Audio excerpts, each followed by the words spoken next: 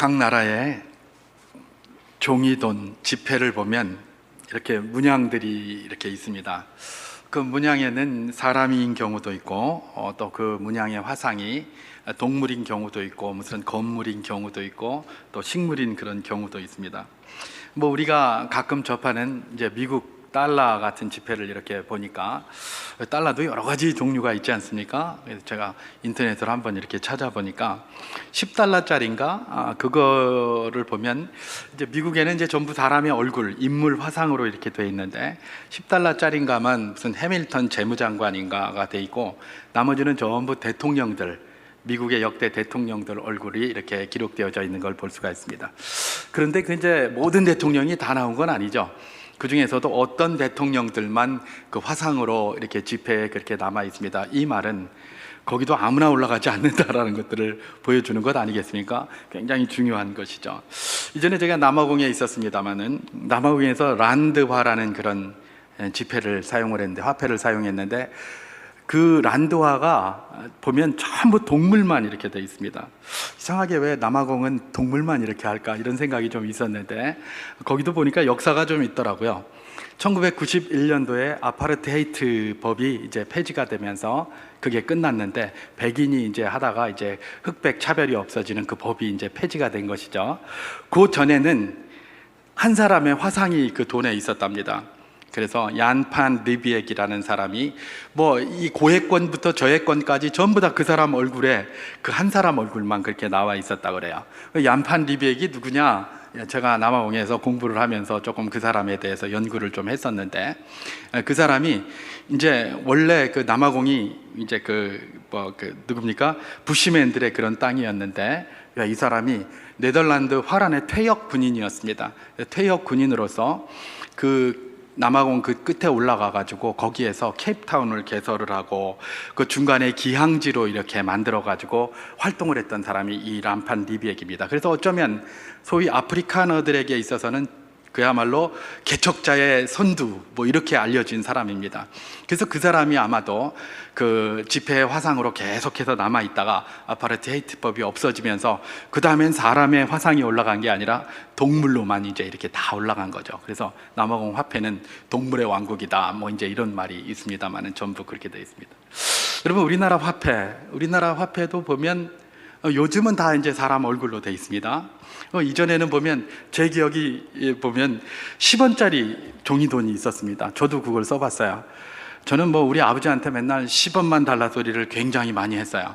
10원만 달라 소리를 했는데 제가 돈이 필요해서가 아니고 저희 누나들이 가서 아버지한테 10원만 달라고 그래라. 그러면 제 딸들은 잘 안 주고 아들한테는 주니까 아버지한테 가서 10원만 줘요 이래가지고 10원 받아다가 누나 갖다 줬다. 우리 누나들이 그런 간증을 하는 소리를 제가 들었는데 어쨌든 10원짜리에 이렇게 보면 그때 무슨 이렇게 건물이 하나 있었습니다. 뭐 첨성대인가 무슨 뭐 탑 같은 거 하나 이렇게 그려져 있었고 50원짜리도 지폐가 있었고 100원짜리도 있었고 100원짜리는 옛날 빼빼 마른 세종대왕 얼굴이 이렇게 있는 그런 지폐가 있었죠. 이렇게 했는데 요즘은 보면 다 이렇게 인물입니다.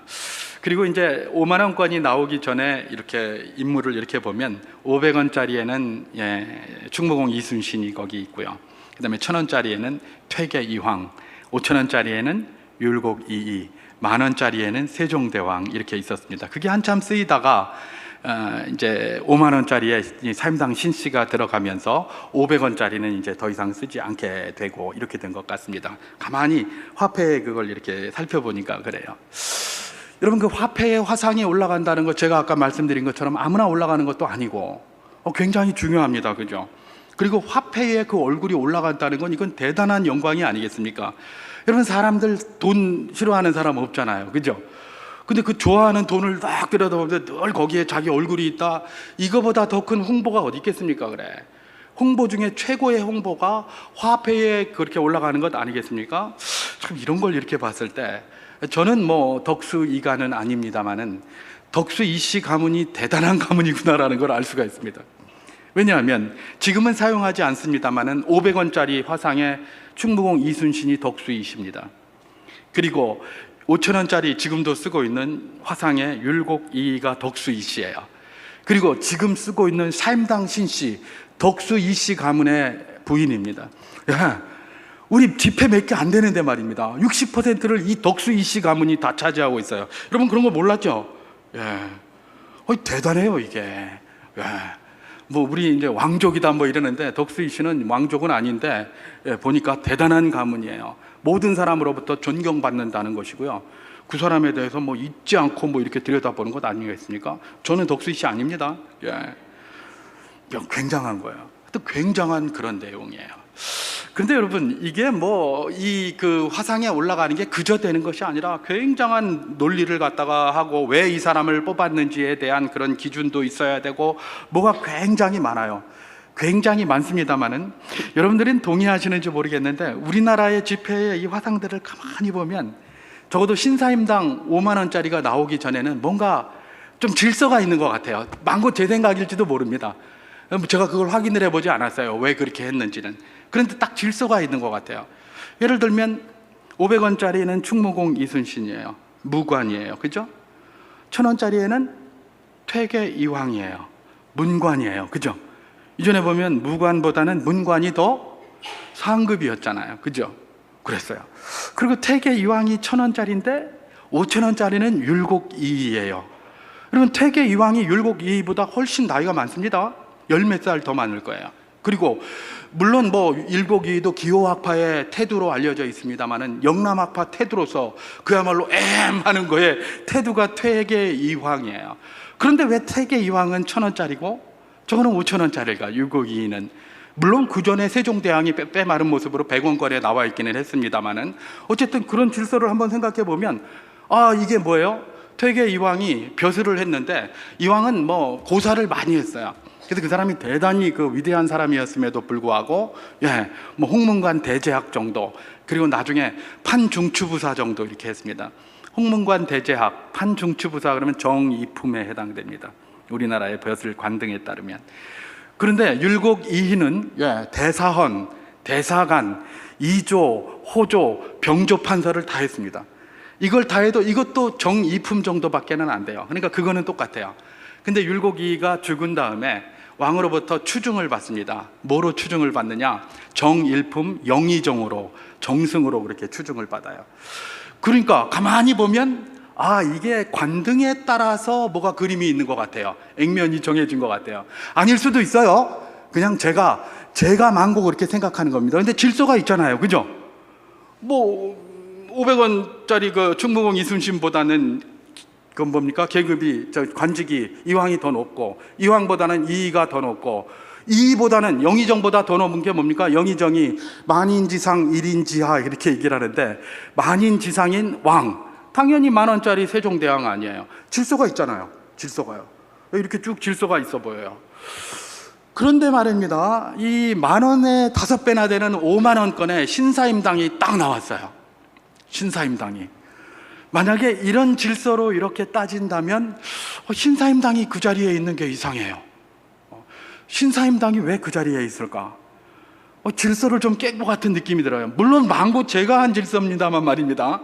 질서를 좀 깬 것 같아요. 무슨 그분은 무슨 관직을 한 것도 아니고 사임당 신씨가 왜 저기 나왔을까? 이상한 거예요. 그래서 제가 한번 찾아봤어요. 왜 신사임당이 그 화폐에 올라가게 됐을까? 그랬더니 그 인터넷에 그 내용이 나와 있더라고요. 2009년도에 이 5만원권 이렇게 5만원권 10만원권 하려고 그랬는데 10만원권 너무 커가지고 10만원권의 화상은 김구였다고 하더라고요. 그래서 이제 뭐 10만원권은 너무 크기 때문에 안 하고 5만원권을 하는데 5만원권에 이제 어떤 화상을 집어넣을까를 고민하면서 화폐 도안 자문위원회가 구성이 됐다고 합니다. 그 도안위원회에서 5만원권에 들어갈 후보로 인물 20명을 선택을 했다고 그래요. 그리고 그 선택한 인물을 전국의 성인 남녀 1000명과 각계 전문가 150명에게 줘가지고 그 중에 10명만 좀 추려달라고 했답니다. 그래서 그 추려진 10명을 가지고 한국은행에서 개입을 해가지고 신사임당이 최종적으로 그렇게 결정이 됐다고 합니다. 마지막 순간까지 장영실 씨하고 사임당 신씨하고 둘이 각축을 벌였는데 결국은 사임당 신씨가 선정이 되었다는 겁니다. 왜 사임당 신씨를 선택했느냐? 한국은행에 의하면 그렇게 이야기를 합니다. 한국 사회의 양성평등 의식을 제고하고 여성의 사회 참여에 긍정적으로 기여한다는 취지로 이걸 결정했다는 겁니다. 근데 여기서 끝난 게 아니에요. 뿐만 아니라 교육과 가정의 중요성을 환기하기 위해서 그렇게 했다는 겁니다. 사임당 신씨를 선택한 이유는 양성평등과 여성의 사회 참여와 교육과 가정의 중요성을 환기하기 위해서 그렇게 했다고 그래요. 이게 뭐 쭉 나열해 보면 그들의 주장에 따라서 보면 논리가 조금 잘 안 맞는 것 같기도 한데, 그래도 어쨌든 그렇게 이야기를 한 거예요. 저는 여기서 어떤 거냐, 양성평등과 여성의 사회 참여, 여기에 중심 두지 않고 오늘 메시지는 그 뒷부분에 중심 두기를 원합니다. 뭐냐면 교육과 가정의 중요성. 여러분 저기 뭡니까? 사임당 신씨 하면 우리 머리에 탁 떠오르게 누굽니까? 소위 현모양처예요. 우리가 전통적으로 가지고 있는 심사임당은 현모양처라는 관점입니다. 그래서 저는 오늘 그 관점으로 한번 이걸 들여다보기를 원하는 것이죠. 여러분, 현모양처가 사임당 신씨입니다. 그러면 적어도 제가 이렇게 분석한 뭡니까? 화폐의 질서를 따르면 왕보다도 더 귀한 게 누구예요? 현모양처 되겠습니까? 그렇잖아요. 500원짜리는 무관, 1000원짜리는 문관인데 정이품, 그 다음에 5000원짜리는 뭐 비록 추징된 건 했지만 정일품, 그 다음에 10,000원짜리는 왕, 50,000원짜리는 현모양처. 예. 이 질서를 따진다면 현모양처가 왕보다 귀중한 존재다라는 것을 제 질서를 따르면 그렇겠지만 그런 논리도 우리가 얼마든지 파낼 수가 있는 것이죠. 제가 왜 이야기를 하고 있느냐, 실제로 현모양처가 그렇게 귀하다는 겁니다. 여러분, 왕보다도 현모양처가 더 귀합니다. 더 귀하기 때문에 하나님께서도 현모양처를 굉장히 귀중한 존재로 여겼던 것이죠. 그래서 하나님께서는 잠언 31장 10절에서 뭐라고 이야기를 하셨습니까? 이렇게 이야기하셨습니다. 제가 한번 봉독해 보겠습니다. 잠언 31장 10절입니다. 누가 현숙한 여인을 찾아오겠느냐? 그의 값은 진주보다 더하니라. 그렇게 얘기했습니다. 현숙한 여인이 뭐예요? 진주보다 더하다는 거예요. 여러분, 이게 누가 이야기를 한 거냐면 르무엘 왕의 어머니라는 분이 르무엘 왕에게, 자기 아들 르무엘 왕에게 이야기를 한 거예요. 야, 르무엘아, 네 아무하고나 결혼하지 말고 아무나 취하지 말고 현숙한 여인을 취해라 라고 하면서 그 현숙한 여인은 진주보다 더하다. 네 진주 귀해서 맨날 진주 귀하다고 하지 않느냐? 그 진주 그거 아무것도 아니다. 현숙한 여인은 그거보다 더 귀하다. 이렇게 이야기를 하고 있는 거예요. 와, 예.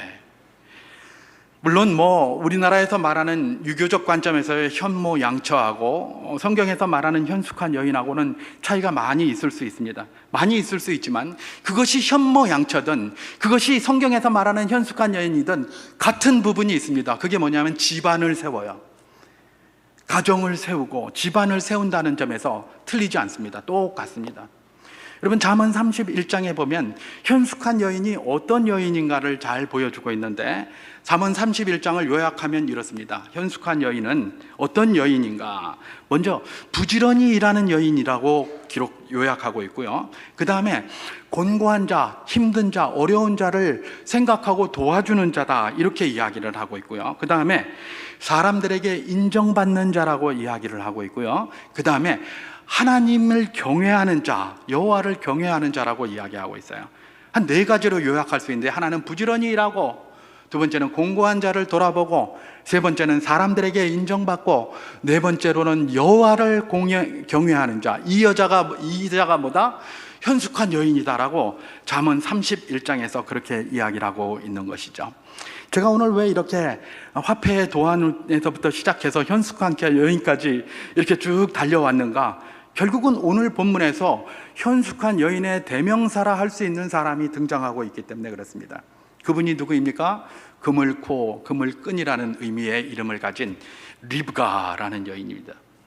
아마도 르무엘 왕의 어머니가 이 리브가의 모습을 보고서 이게 현숙한 여인이니까 이런 사람을 내 아내로 삼아라라고 아들에게 그렇게 권고했을지도 모르겠습니다. 왜냐하면 르무엘 왕의 어머니보다는 리브가가 훨씬 이전 사람이기 때문에 그렇죠. 그죠? 리브가가 그래요. 그래서 오늘 말씀을 이렇게 가만히 들여다보면 리브가가 바로 이 현숙한 여인이라고 요약된 이 네 가지에 정확히 속합니다. 부지런히 일하고요, 권고한 자들을 돌아보고요, 사람들에게 인정받고요, 그 다음에 여호와를 경외하는 자다라는 것들을 리브가가 그대로 보여주고 있는 것이죠. 그래서 오늘 이 네 가지의 이런 그 스크린을 가지고 우리가 이 리브가를 한번 잠시 살펴보고 그렇게 마치도록 하겠습니다. 자, 리브가 어떤 여인이었냐? 왜 리브가를 현숙한 여인이라고 이야기를 하는가? 먼저 우리는 리브가에게서 이 두 가지를 한번 찾아보기를 원합니다. 하나는 부지런히 일한다는 것과 곤고한 사람을 돌아본다라는 바로 그 관점입니다. 지난 주일에 우리는 아브라함의 종 엘리에셀이 이삭의 아내를 이렇게 데리고 오기 위해서 바단 아람에 도착한 것을 보았습니다. 그리고 거기서 하나님 앞에 기도를 하죠. 순적하게 만나기를 기도를 합니다. 그러면서 이런 사람을 보여주신다면 그가 하나님이 선택하신 내 주인 아브라함의 아들 이삭의 아내인 줄 알겠습니다 라고 했더니 말이 끝나기도 전에 리브가가 탁 등장을 한 겁니다. 여러분, 이 말은 뭡니까? 그 기도의 응답이 누구라는 거예요? 리브가라는 거예요. 그러면 적어도 이 엘리에셀이 기도한 그 내용은 리브가를 잘 대변하는 내용이라는 것도 알 수 있겠죠. 뿐만 아니라 그걸 사람이 인정한 게 아니고 하나님이 인정하신 거예요. 하나님이 리브가가 그런 사람 맞다라고 인정을 했기 때문에 엘리에셀의 기도 응답으로 주신 것 아니겠습니까? 그죠? 그게 바로 리브가예요. 그러면 리브가가 어떤 여인인지 알기 위해서는 엘리에셀이 어떤 기도를 했는지를 살펴보는 것이 굉장히 중요합니다. 그렇지 않겠습니까? 엘리에셀이 어떤 기도를 했길래 하나님이 그와 똑같은 사람이 이 사람이다라고 딱 주었을까? 그 기도의 내용을 보면 될 것입니다. 그래서 제가 그 기도의 내용을 한번 봉독해 보도록 하겠습니다. 창세기 24장 13절에서 14절 말씀입니다. 제가 봉독합니다. 성중 사람의 딸들이 물 길러 나오겠사오니 내가 우물 곁에 서 있다가 한 소녀에게 이르기를 청하건대 너는 물동이를 기울여 나로 마시게 하라 하리니 그의 대답이 마시라 내가 당신의 낙타에게도 마시게 하리라 하면 그는 주께서 주의 종 이삭을 위하여 정하신 자라 이로 말미암아 주께서 내 주인에게 은혜 베푸심을 내가 알겠나이다. 그렇게 기록합니다. 예. 여러분, 이게 엘리에셀이 지금 이삭의 아내로 이런 여자이기를 소망합니다라고 이 드린 기도, 이게 거의 불가능한 기도에 가깝습니다. 불가능한 기도에 가까워요. 이건 그야말로 응답받기 어려운 기도가 분명합니다. 왜 그러냐 하면 이런 겁니다. 지금 엘리에셀이 뭐라고 기도하느냐? 저기 이제 우물가에 이제 소녀들이 나오게 될 텐데 내가 가서 나한테 물 한 잔 달라 그러면 물 한 잔 주면서 나에게만 물 주는 게 아니라 당신이 데리고 온 저 짐승들에게도 물 주겠습니다라고 하는 그런 사람을 원한다는 거예요. 물 주라 소리도 안 해요. 나에게 물 한 잔 달라고 그랬더니 나한테 물 한 잔 주면서 당신 짐승들에게도 내가 물을 주겠다라고 그렇게 말하는 자를 그 아내로 인정하겠다는 거예요. 근데 지금 엘리에셀이 짐승 몇 마리 데리고 갔죠? 낙타 10필에 싣고 갔어요. 그죠? 낙타 10필에 지금 언제 출발했습니까? 한 달쯤 전에 800km나 떨어진 헤브론에서 바단 아람까지 약 800km나 되는 그 먼 거리, 2천리나 되는 거리를 걸어온 낙타 10마리에게 물을 주겠다는 겁니다. 여러분, 이게 어느 정도 될까요? 제가 낙타가 물을 얼마쯤 먹는지 몰라서 인터넷으로 한번 쳐봤어요. 쳐봤더니 낙타가 그렇게 좀 목마르고 이렇게 좀 많이 걷고 이런 낙타들은 200리터를 마신다고 합니다. 여러분, 200리터 그러니까 뭐 페트병 몇 개 감이 잘 안 오시죠? 페트병 생각하니까 감이 안 오는데 200리터가 얼만큼이냐? 여러분, 드럼통 아시죠? 드럼통. 석유 드럼통. 그 석유 드럼통에 꽉 채우면 200리터예요. 한 도라무 한 도라무가 200리터예요. 그럼 낙타가 한 마리가 한 도라무를 먹는다고 그래요. 근데 그 낙타는 어떤 낙타예요? 한 달 전에 출발해가지고 800km를 걸어온 낙타예요. 한 도라무 먹겠죠? 근데 그 낙타가 몇 마리예요? 10마리예요. 그러면 몇 도라무의 물을 두레박으로 퍼내야 되는 겁니까? 10도라무의 물을 퍼내야 되는 거예요. 여러분, 혹시 두레박 해보셨습니까? 우리 어르신들은 해보셨겠죠? 두레박 안 해보셨죠? 잘, 그죠? 우리 조금 두레박 안 해본 세대가 대부분일 것입니다. 저는 두레박 해봤습니다. 옛날에 저희가 살던 집에 우물이 하나 있었습니다. 두레박이 힘드니까 이분들이 옆에다가 펌프를 이렇게 설치를 했어요. 그래가지고 평소에는 이거 덮어놓고 펌프질 막 하다가, 거기 뭐 그 우물 속에는 무슨 오이 같은 거 집어넣어가지고 이렇게 해놓고 뭐 이렇게 했었거든요. 그런데 저희가 이제 물을 이렇게 기를 때가 있어요. 그 두레박을 한번 해보라고, 이제 물 터오라고 그러면 앞에서 다른 사람이 막 하고 있으면 우리는 물 풀려면 바켓을 가지고 가서 두레박에 담아야 될 것 아닙니까? 그러면 그 두레박을 갖다 이렇게 해서 물을 퍼올릴 수 있느냐? 못 퍼올려요, 우리가. 무거워서. 그러니까 질질질질 다 흘리고, 한 두레박을 뜨면 밑에 요만큼 남고 다 쏟아버리고 이렇게 해요.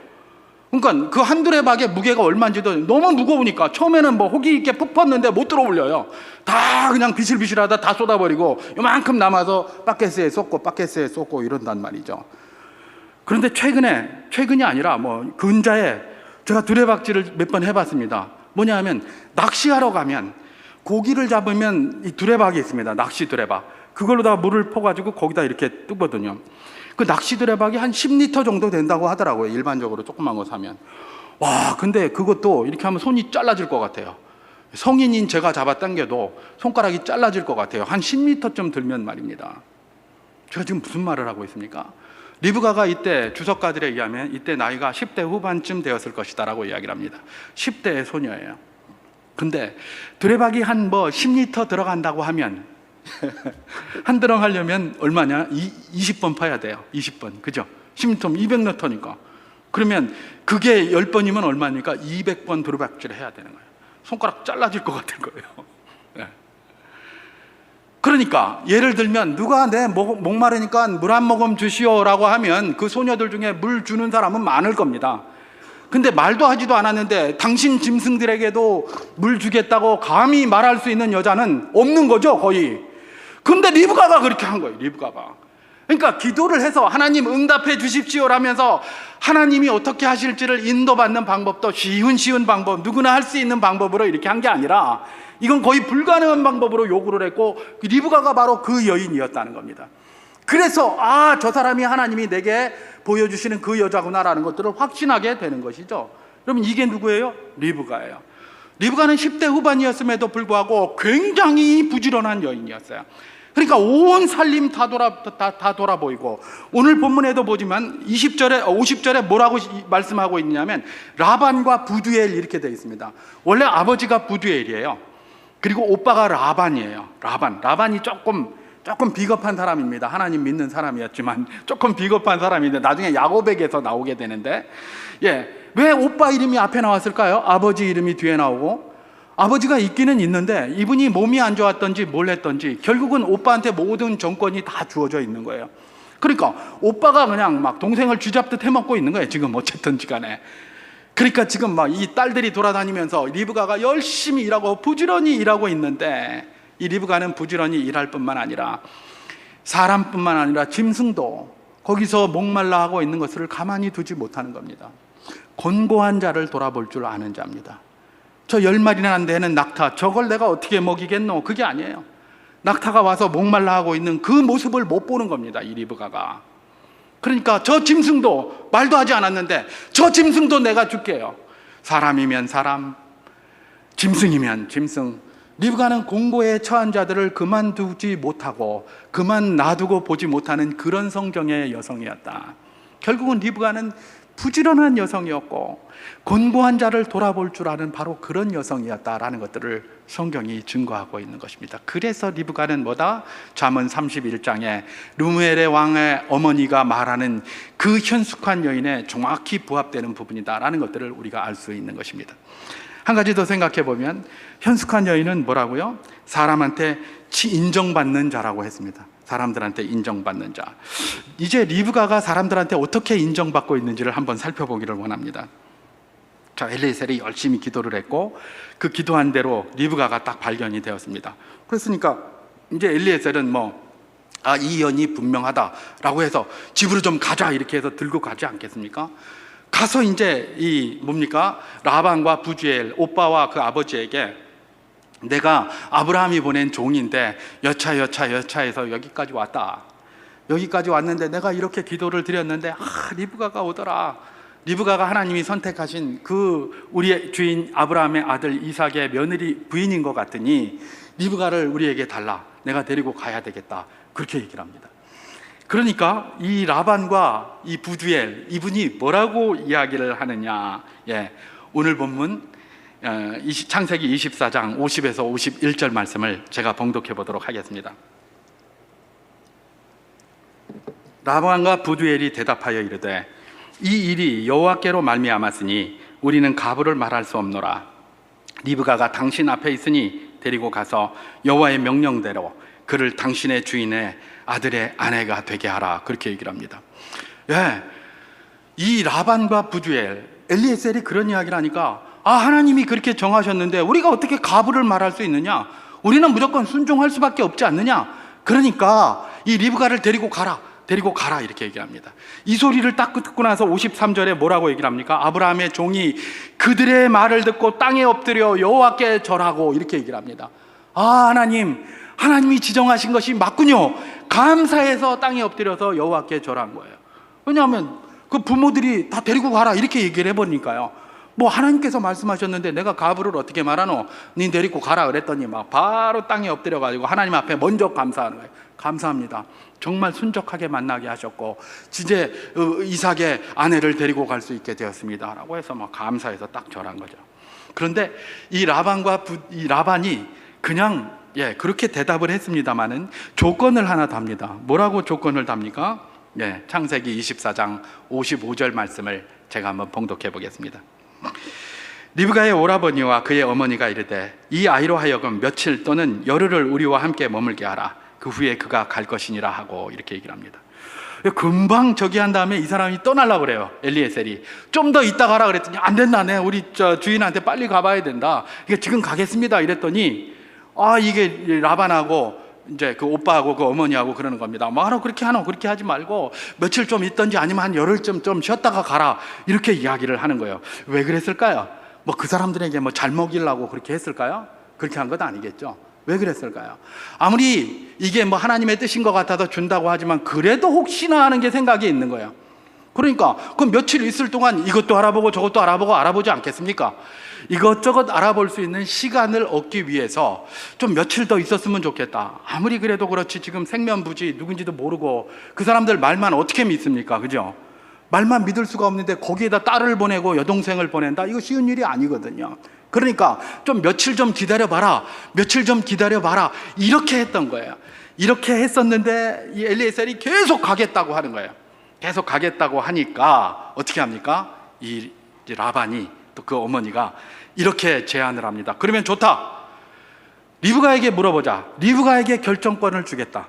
리브가가 결정하는 것이 현명할 것이다. 그러니 리브가가 결정하게 하자라고 하면서 오늘 본문 창세기 24장 57절 58절에서 이렇게 얘기를 합니다.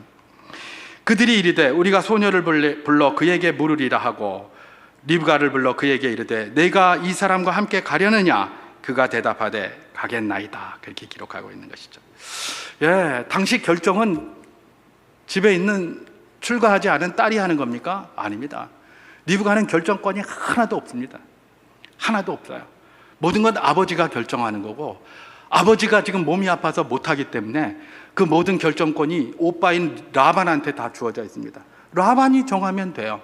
그런데 라반이 지금 뭐라고 얘기를 합니까? 그 결정권을 오히려 리브가한테 주고 그럼 오케이 리브가가 간다고 하면 가고 안 가면 안 한다고 하라 이런 거를 하는 거예요.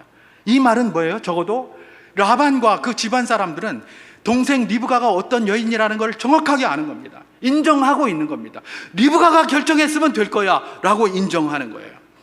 여러분 사람들한테 인정받는 건 쉽지 않습니다. 그럼에도 불구하고 사람들에게 나를 모르는 사람들에게 인정받는 것은 의외로 쉽습니다.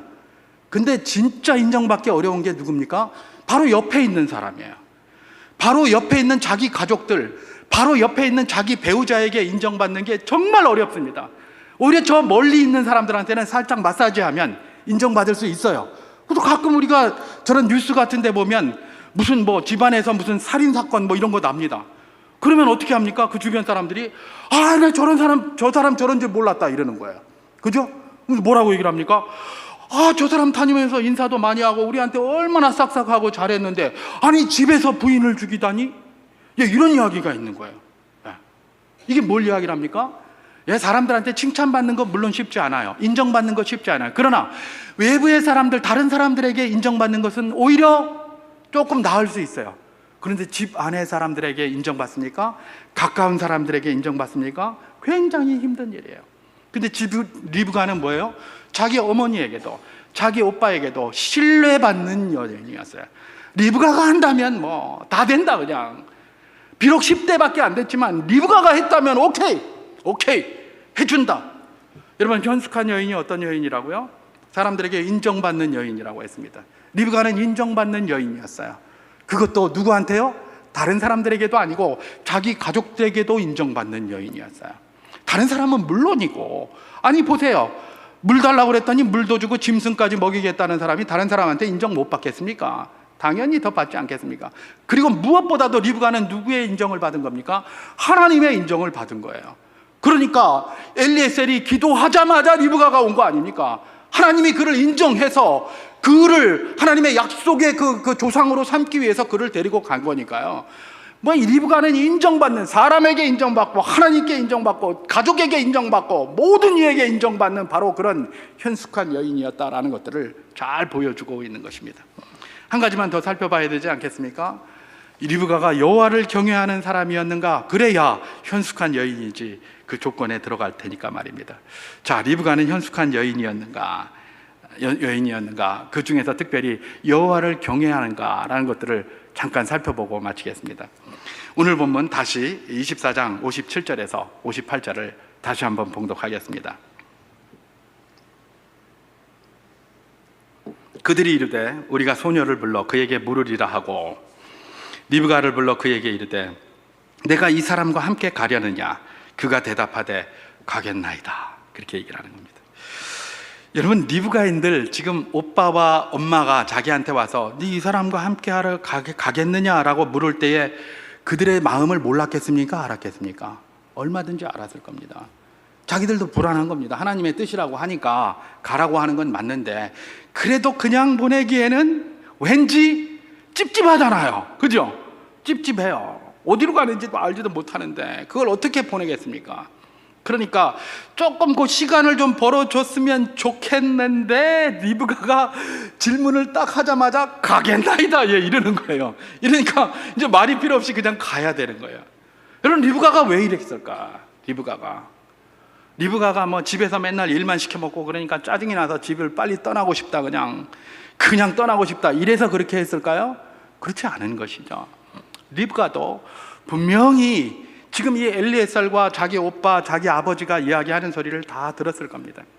하나님의 뜻 가운데 이런 일이 있어서 이렇게 되는구나. 그러면서 오빠와 아버지가 하나님의 뜻이라면 당연히 그렇게 해야 되지 않겠느냐라고 이야기하는 것도 다 들었고요. 다 그런 거예요. 자기가 누구하고 가서 자기하고 결혼해서 살 사람이 누군지도 몰라요. 모르지만 그것이 하나님의 뜻이라면 하나님께서 나에게 가장 선한 것으로 이끌어 주실 것이다라는 여호와를 경외하는 경외함이 확실히 그에게 있었던 것입니다.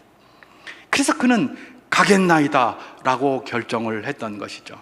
하나님이 이 결정을 얼마나 기뻐하셨는지, 리브가의 이 결정을 얼마나 기뻐하셨는지 그 리브가의 오빠 라반의 입을 통하여 이 리브가를 축복하고 있습니다. 뭐라고 축복합니까? 오늘 본문 창세기 24장 60절을 제가 봉독해 보도록 하겠습니다.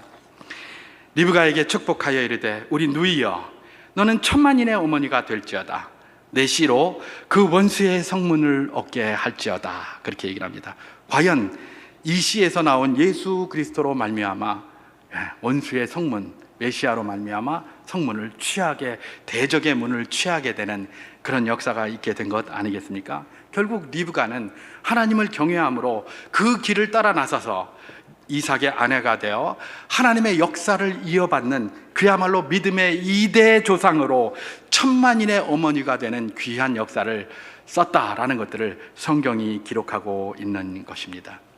리브가는 르무엘 왕의 어머니가 말씀했던 것처럼 부지런히 일하고 곤고한 자를 돌아보고 그 다음에 사람들에게 인정받으며 하나님을 경외하는 현숙한 여인이었습니다.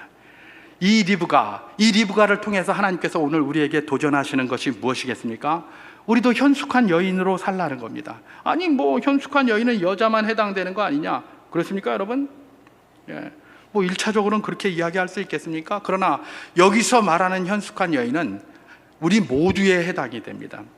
여러분, 우리 주님께서는 우리 모두, 하나님의 백성 우리 모두를 뭐로 부르셨습니까?